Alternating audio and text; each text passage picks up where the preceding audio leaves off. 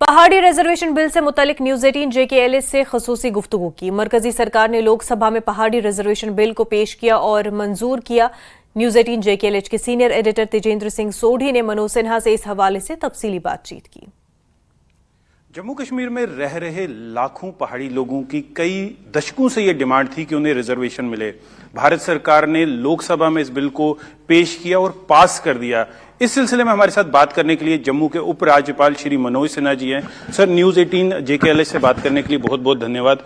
Bill को लोकसभा में पास कर लिया गया है, राज्यसभा में लाना बाकी है, कैसे देखते हैं सर इसे? आपको ध्यान होगा, जब भारत के गृह मंत्री श्री अमित शाह जी गत वर्ष यहाँ आए थे, रजौरी और बारामूला में उन्होंने सभा की थी, तो सार्वजनिक सभा में उन्होंने ये बात कही थी कि पहाड़ी समुदाय और अन्य ऐसे वर्ग जिनको कि शर्मा समिति ने शेड्यूल ट्राइब का दर्जा देने के लिए रिकमेंडेशन दी है, उनके आरक्षण को हम लागू करेंगे।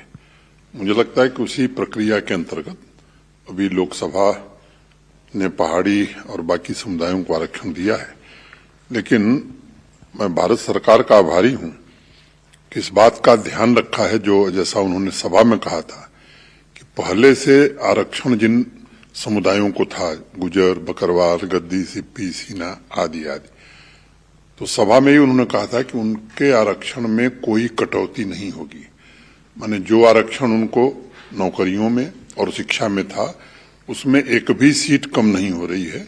उसको बरकरार रखते हुए जो लंबे समय से पहाड़ी समुदाय की मांग रही है, उनको भी नौकरी में, पढ़ाई में और राजनीतिक आरक्षण दिया है। मैं समझता हूं कि यही सबका साथ सबका विकास की बात जो माननीय प्रधानमंत्री जी करते हैं, उसको सही मायने में जमीन पर उतारने की कोशिश हो रही है। दूसरी बात मैं आपके माध्यम से जरूर कहना चाहूंगा कि सामान्य रूप से जिन लोगों को पहले से अनुसूचित जनजाति या शेड्यूल ट्राइब का दर्जा था, उनके लिए जम्मू कश्मीर में काम भी वास्तव में 5 अगस्त 2019 के बाद शुरू हुआ। देश की संसद ने फॉरेस्ट राइट एक्ट बहुत पहले पारित किया था। देश के बाकी राज्यों में फॉरेस्ट राइट एक्ट आदिवासी समुदाय को दे दिया गया था, लेकिन यहां जम्मू कश्मीर में अभी 4 साल पहले दिया गया है। आजादी के बाद से और 4 साल पहले तक कुल 26 हॉस्टल बनाए गए थे और पिछले 4 वर्षों में 8 हॉस्टल बना करके दे दिए गए। 25 नए हॉस्टलों का काम चल रहा है। जो सीजनल टीचर्स थे उस समुदाय के 4,000 रुपए वेतन पाते थे, उनका वेतन बढ़ा करके 10,000 रुपए कर दिया गया। माइग्रेशन में उस समुदाय को इतनी कठिनाई होती थी, 2-2 महीने लग जाते थे, तो उनके लिए भी सरकारी साधन का इंतजाम किया गया और उनके पशुओं के लिए भी सरकारी साधन का इंतजाम किया गया। 4 साल पहले यहां उनके स्वास्थ्य को लेकर के माइग्रेटरी पॉपुलेशन में कोई इंतजाम नहीं था, तो सचल चिकित्सालय उनके लिए भी और उनके पशुओं के लिए भी मोबाइल वेटनरी क्लिनिक का इंतजाम पिछले 4 वर्षों में मोदी जी के कार्यकाल में हुआ है।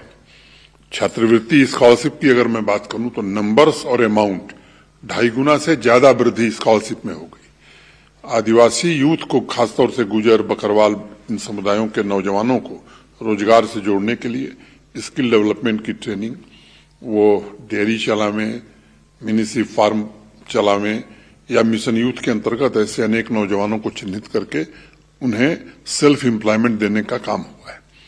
जो विद्यार्थी हैं उनके लिए कोचिंग, चाहे वो नीट की हो या जेई की हो या केएस की हो या पब्लिक सर्विस कमीशन की हो, ट्रेनिंग की अलग व्यवस्था की गई है।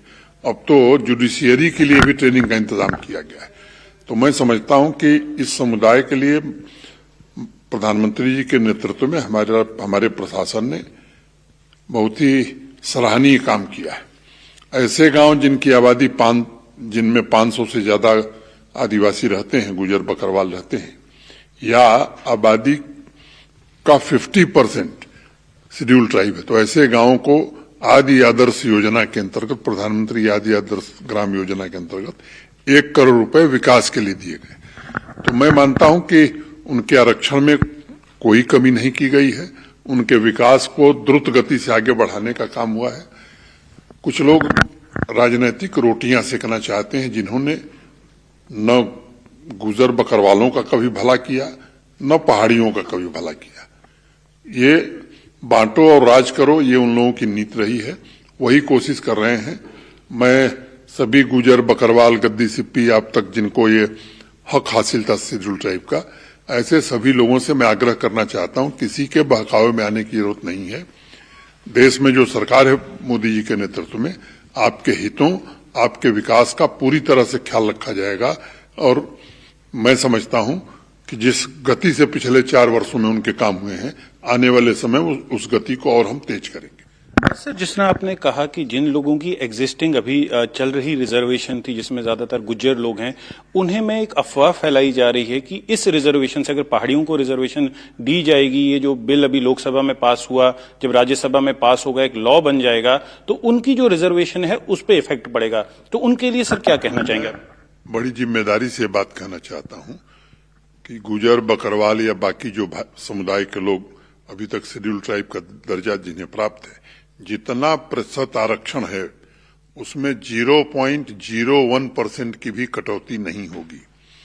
पहाड़ी और बाकी समुदायों को जो नया आरक्षण दिया जा रहा है वो एक अलग सब ग्रुप है और ये एक अलग सब ग्रुप होगा, और दोनों में प्रतिद्वंदिता भी नहीं होगी। जैसे नौकरी में अगर 200 सीट है गुजर बकरवाल के लिए या बाकी जो पहले से आरक्षित लोग हैं, तो उन्हीं के बीच कंपटीशन होगा और 200 में से एक भी सीट कम नहीं हुई, 199 नहीं होना है। जो इनको दिया गया है वो अलग से दिया गया। तो सर, पिछले कई दशकों से पहाड़ी समुदाय की डिमांड थी कि उन्हें रिजर्वेशन मिले। कई पॉलिटिकल पार्टी जिन्होंने यहाँ पर पिछले 70 साल राज किया, इन लोगों को एक्सप्लॉइट करते रहे। अब इन लोगों को जो डिमांड इतनी काफी देर से पेंडिंग है, उसे केंद्र सरकार और आप उसको फुलफिल कर रहे हैं, लेकिन कुछ पॉलिटिकल पार्टीज हैं उनको भड़काने का काम कर रहे हैं। सर, उन पॉलिटिकल पार्टीज को क्या कहेंगे सर?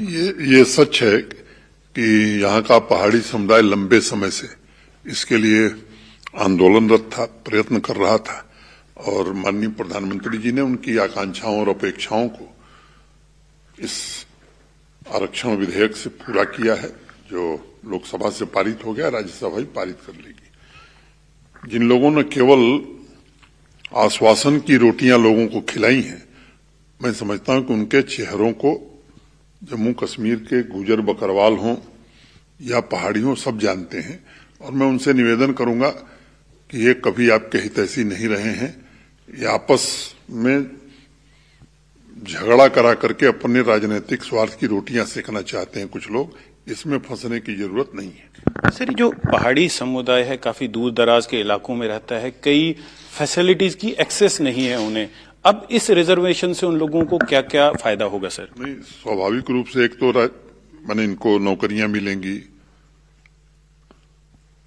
एजुकेशन में आरक्षण मिल जाएगा, प्रोफेशनल कोर्सेज में, पॉलिटिकल रिजर्वेशन भी इनको मिलेगा। जो बड़ी बात होगी, जिन योजनाओं का जिक्र मैं कर रहा था, जो गुजर बकरवाल और बाकी समुदाय के लोगों को मिल रहा था, ये योजनाएं अब उन समुदाय को भी, पहाड़ी लोगों को भी मिलेंगी। उनके लिए भी स्किल डेवलपमेंट की ट्रेनिंग होगी, इंटरप्रेन्योरशिप का प्रोग्राम उनके लिए भी चलाया जाएगा, उनको भी स्कॉलरशिप मिलेगी, उनके लिए भी छात्रावास बनेंगे। आदि आदर्श ग्राम योजना में उनके गांव में भी, जहां उनकी आबादी 500 या 50% से ज्यादा होगी, 1 करोड़ रुपए अलग से ट्राइबल प्लान में मिलेगा। तो निश्चित रूप से विकास होगा। बिजली, पीने का पानी, स्वास्थ्य, इन सभी चिंताओं का समाधान ट्राइबल प्लान के अंतर्गत किया जाएगा। सर, एक आखिरी सवाल पूछूंगा आपसे। जो लोग पुंछ राजौरी में इस इशू को लेकर प्रोटेस्ट कर रहे हैं, उन्हें क्या कहेंगे सर? मैं उनसे यही अनुरोध करूंगा कि आप किसी के बहकावे में न आइए और आपके विकास को पिछले 4 वर्षों में गति देने का हम लोगों ने काम किया है, और आगे और तेज गति से आपके विकास को आगे बढ़ाएंगे। ये कुछ लोग हैं जो आपको गुमराह कर रहे हैं, उनके बहकावे में मत आइए। आपके हित के साथ कोई छेड़छाड़ नहीं हुई है, और मैं आपको भरोसा देता हूं कि कोई छेड़छाड़ और कोई कमी नहीं होगी। सर, न्यूज़ 18 से बात करने के लिए बहुत बहुत धन्यवाद। न्यूज़ 18 के लिए मैं तेजिंदर सिंह सोढ़ी।